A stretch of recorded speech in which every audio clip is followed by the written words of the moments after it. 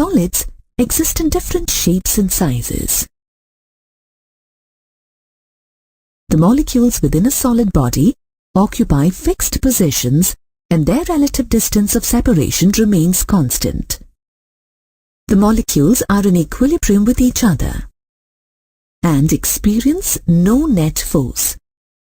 The graph displays the intermolecular force between two molecules as the distance of separation between them changes.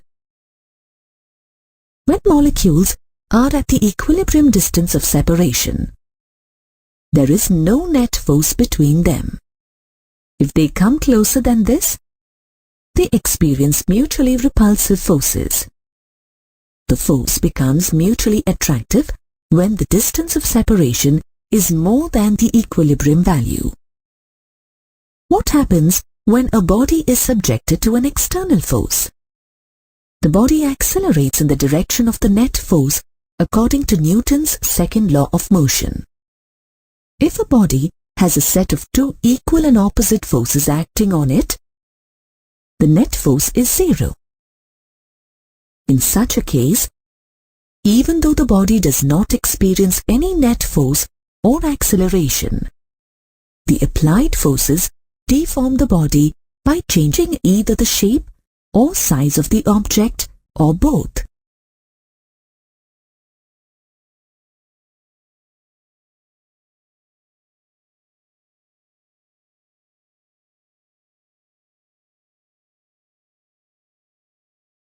When a body is deformed, the distances of separation between its particles changes from their equilibrium values. This change in intermolecular distance generates intermolecular forces. The distance of separation having increased from the equilibrium value, the molecules experience mutually attractive forces. When the deforming forces are removed, these intermolecular forces try to restore the body to its original shape and size.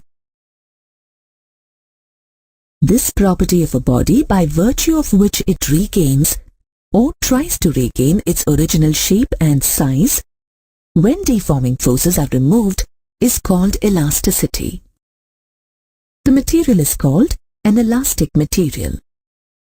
There are some materials that offer little or no tendency to regain their original shape and size even when deforming forces are removed. Such materials are called plastic, and this property is called plasticity.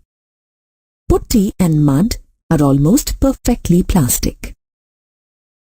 A body can be deformed in one or more of three possible ways, namely longitudinal deformation, volume or bulk deformation, and deformation in shape. If two equal and opposite forces are applied perpendicularly to opposite faces of a body, the length of the body along the line of action of the forces changes. The length will increase for outward forces and decrease for inward or compressive forces. If forces are uniformly applied in all directions on a body, the dimensions of the body undergo an overall change, leading to an increase or decrease in the volume of the body without altering its shape. If two equal and opposite forces act parallel to two opposite faces of a body in a tangential direction to the surfaces as shown, the shape of the body gets distorted. Based on the way in which deforming forces act on a body, the length, volume, or shape of a body changes. When a body is deformed, the intermolecular distance of separation changes from its equilibrium value. This causes intermolecular forces to be generated, which try to restore the body to its original state once the deforming external forces are removed. The sum total of intermolecular restoring forces per unit area is called stress. Stress is measured as the deforming force applied per unit area. If F is the force applied on the surface of a body with an area A.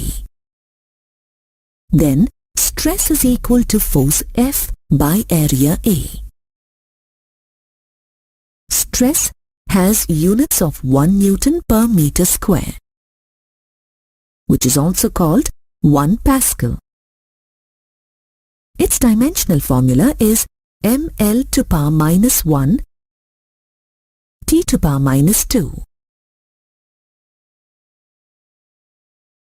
The fractional deformation produced in the body by the external deforming forces is called strain. It is calculated as the ratio of the change in the body's dimension to the original value of the same dimension. For example, if the original length of a rubber band is L and the increase in its length is delta L, then the strain is equal to the ratio delta L to L. As strain is the ratio of two similar quantities, it has no units. Thus, strain is a dimensionless quantity. A body can be deformed in one or more of three possible ways, namely longitudinal deformation, volume or bulk deformation, and deformation in shape. Based on the manner in which deforming external forces are applied and deform a body, we define three different types of stress and strain. When deforming forces are a pair of equal and opposite outward forces, applied normal to a pair of opposite end faces of a rod, the length of the rod increases, and the stress generated is called tensile stress. When the deforming forces are a pair of equal and opposite inward forces, applied normal to a pair of opposite end faces of a rod, the length of the rod decreases, and the stress generated is called compressive stress. Inward or outward deforming forces applied along the length of a body causes a change in its length. The change in length causes tensile stress or compressive stress, and these are collectively called longitudinal stress. Longitudinal stress is measured as the ratio of the applied force F to the area of the face A. If the length of the rod L changes by delta L, the fractional deformation, called the longitudinal strain, is equal to the ratio of delta L to L. When deforming forces are applied perpendicularly to a body's surface at every point, the volume of a body changes, and the stress generated is called bulk stress or volume stress. Forces acting perpendicularly inward at each point on the surface of a body are equivalent to a uniform increase in external pressure. Therefore, bulk stress is defined as a change in pressure delta P. If the volume of a body V changes by delta V, then the fractional deformation, also called the bulk strain or volume strain, is equal to the ratio of delta V to V.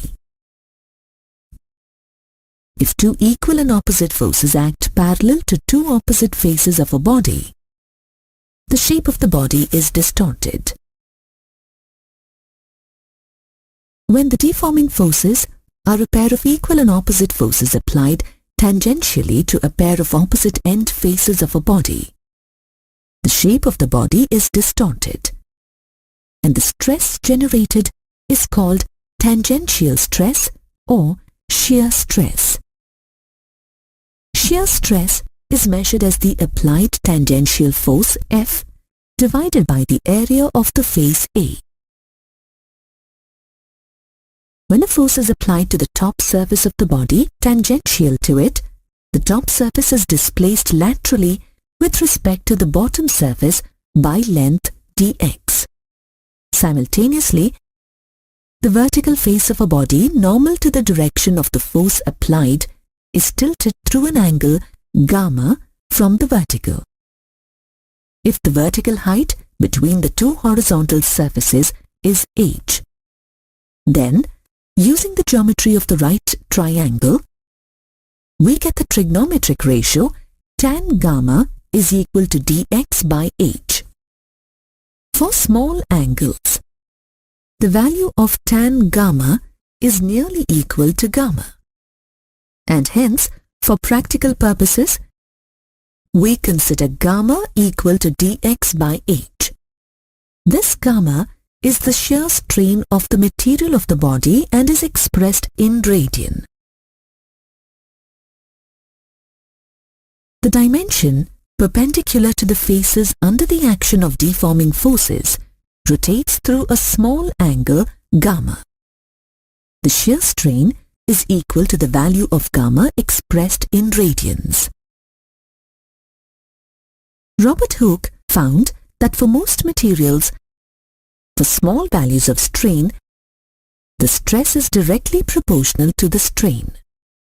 Thus, we have stress is equal to K into strain, where K is the constant of proportionality called elastic modulus of the material. If on increasing the stress, the strain is increased beyond a certain value, the proportionality between stress and strain is lost.